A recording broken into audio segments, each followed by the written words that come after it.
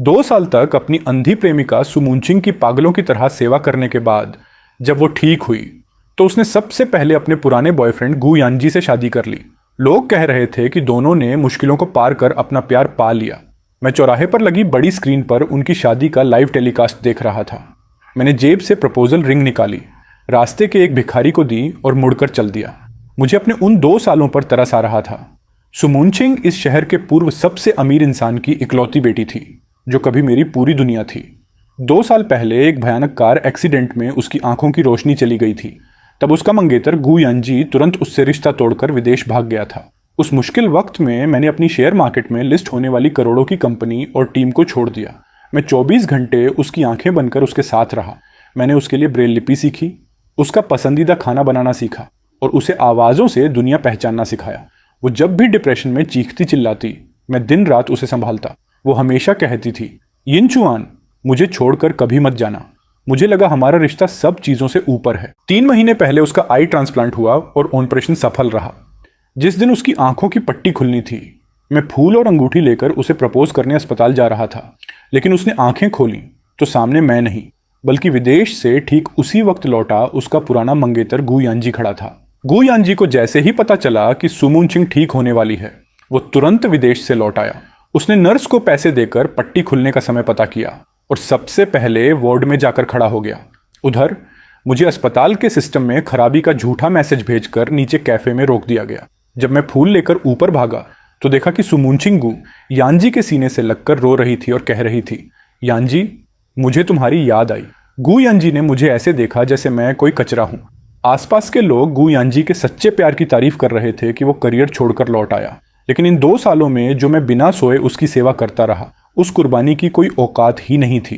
होश में आते ही सुमुनचिंग ने मुझसे कहा, यिनचुआन, इन 2 सालों में मेरी देखभाल करने के लिए तुम्हारा बहुत बहुत शुक्रिया। ये 5 लाख रुपए का चेक है, इसे अपनी सेवा का मुआवजा समझकर रख लो और आज से तुम्हें काम पर आने की जरूरत नहीं है।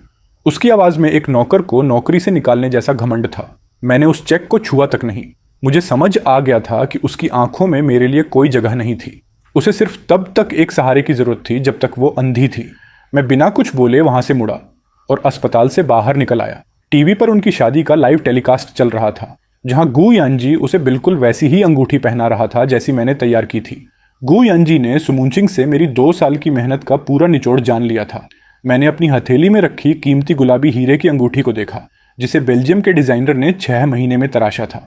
आज वो मजाक बन चुकी थी। मैंने वो अंगूठी सड़क के किनारे एक बूढ़े भिखारी के कटोरे में डाल दी और भीड़ में गायब हो गया।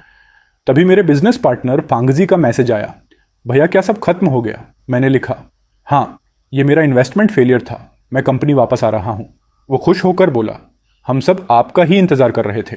2 साल पहले मेरी कंपनी टीएनशू डेटा करोड़ों की थी, लेकिन सुमुनचिंग के लिए मैंने सब बंद कर दिया था। जब मैं धूल से भरे ऑफिस पहुंचा तो मेरी पुरानी टीम वहीं थी। उन्होंने करोड़ों के पैकेज ठुकराकर मेरा इंतजार किया था।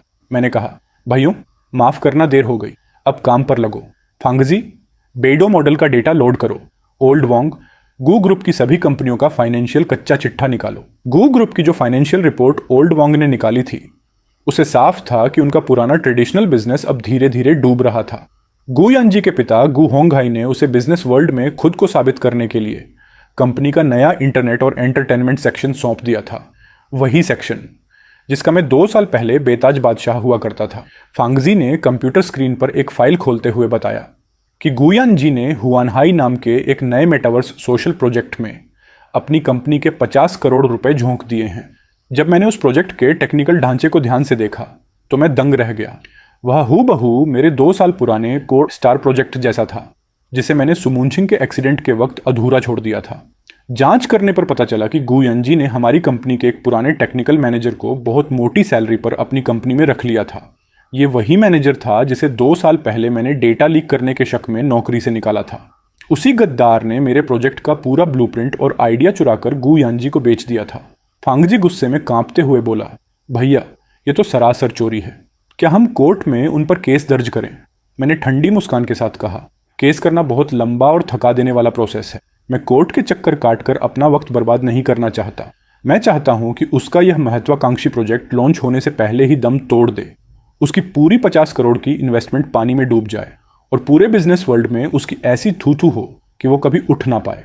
मैंने तुरंत आदेश दिया, फांगजी, हमारे बेडो मॉडल का इस्तेमाल करके गू ग्रुप के सभी पार्टनर्स, सप्लायर्स और बैंकों के लोन का डेटा खंगालना शुरू करो।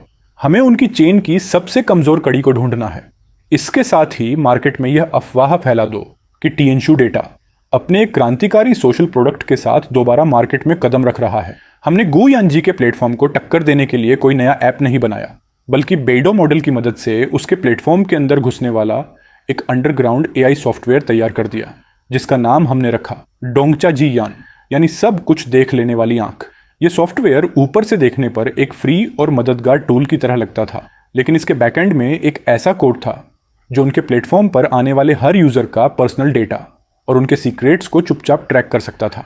चूंकि गू यानजी ने अपने ऐप के प्रमोशन के लिए शुरुआती एंट्री बिल्कुल फ्री रखी थी, इसलिए हमने अपने हजारों एआई रोबोटिक यूजर्स को उसके प्लेटफॉर्म पर एक्टिव कर दिया। लॉन्च से ठीक एक दिन पहले मैंने इस डोंगचा-जी यान सॉफ्टवेयर को इंटरनेट पर मुफ्त में डाउनलोड करने के लिए उपलब्ध करा दिया। लॉन्च के पहले ही दिन गू ग्रुप के शेयर मार्केट में आसमान छूने लगे। हर जगह गू यानजी की वाहवाही हो रही थी। उसे बिजनेस वर्ल्ड का नया शहंशाह घोषित किया जा रहा था। सुमुनचिंग उसके बगल में खड़ी होकर चमचमाती पार्टियों में मीडिया के सामने मुस्कुरा रही थी। उन दोनों को दूर दूर तक इस बात का अंदाजा नहीं था कि इंटरनेट की इस अदृश्य दुनिया में उनके पैरों के नीचे बारूद बिछाया जा चुका है। हमारा फ्री सॉफ्टवेयर इतना जबरदस्त हिट हुआ कि लाखों यूजर्स ने गू ग्रुप के ऐप के साथ साथ इसे भी डाउनलोड कर लिया। अब गू यानजी की टेक्निकल टीम धर्म संकट में फंस चुकी थी। अगर वो हमारे सॉफ्टवेयर को बैन करते तो उनके लाखों यूजर्स ऐप छोड़कर भाग जाते, और अगर उसे छोड़ देते तो उनका डेटा लीक होने का खतरा था। जब तक उनकी टीम कुछ सोच पाती, तब तक मैं उनके पूरे प्लेटफॉर्म की नस नस का डेटा अपने हाथ में ले चुका था। लॉन्च के एक हफ्ते बाद गू यानजी नेशनल टीवी पर घमंड से चूर होकर एक बड़ा इंटरव्यू दे रहा था और सुमुनचिंग उसे गर्व से निहार रही थी। मैंने ऑफिस में बैठकर टीवी का रिमोट दबाया, उसे बंद किया और फांगजी से कहा, अब समय आ गया है, शुरू करो।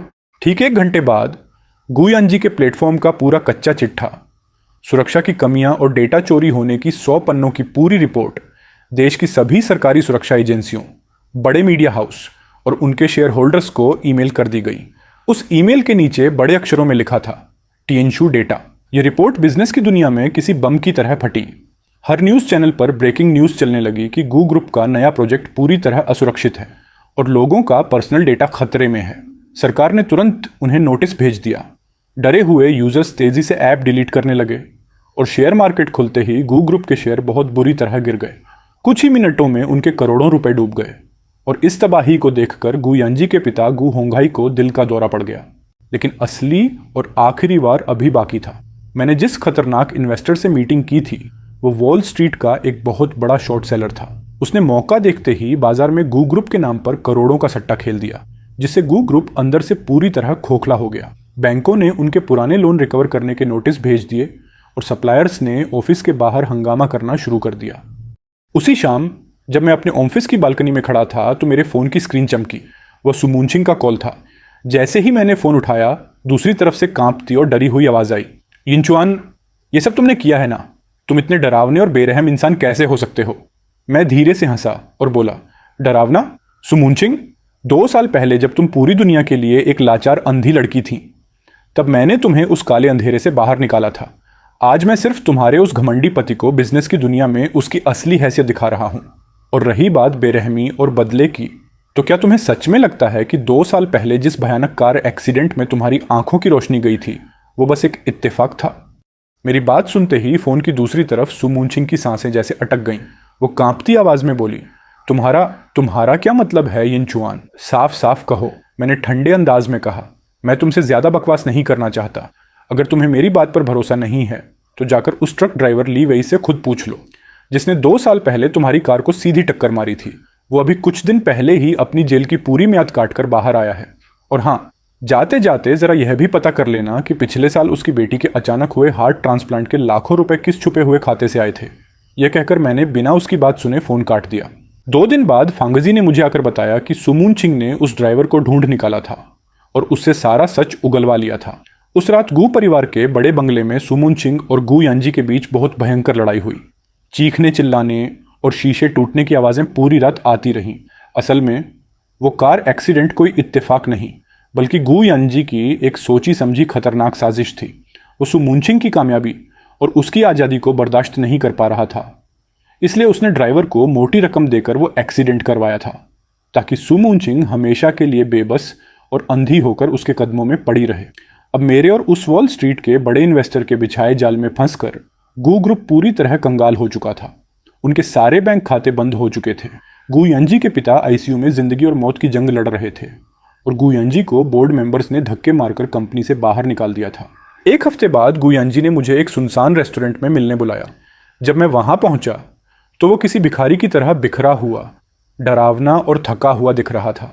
उसने रोते और कांपते हाथों से गू एंटरटेनमेंट के बचे कुचे शेयर्स के कागजात मेरी तरफ बढ़ाए और मिन्नतें करते हुए कहा, यिनचुआन, मैं हार मान चुका हूं, तुम जीत गए, ये सारे शेयर्स तुम रख लो, पर भगवान के लिए मेरे परिवार को छोड़ दो, मेरे पिता अब नहीं बचेंगे।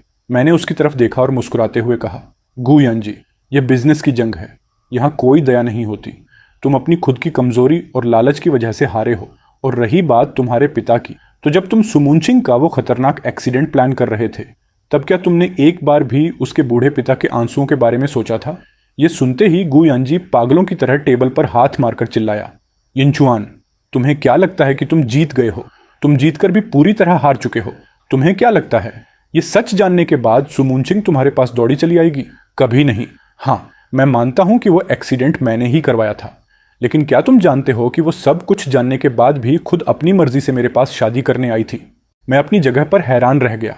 गू यांजी ने पागलों की तरह हंसते हुए आगे कहा, उसे तुम्हारी टीएनशू डेटा कंपनी की ताकत का अच्छे से अंदाजा था। जब मैं विदेश से लौटा तो मैंने उसके सामने घुटने टेककर भीख मांगी थी कि अगर यिनचुआन को पता चला तो वो मुझे और मेरे पूरे परिवार को मिटा देगा। सिर्फ तुम ही उसे रोक सकती हो।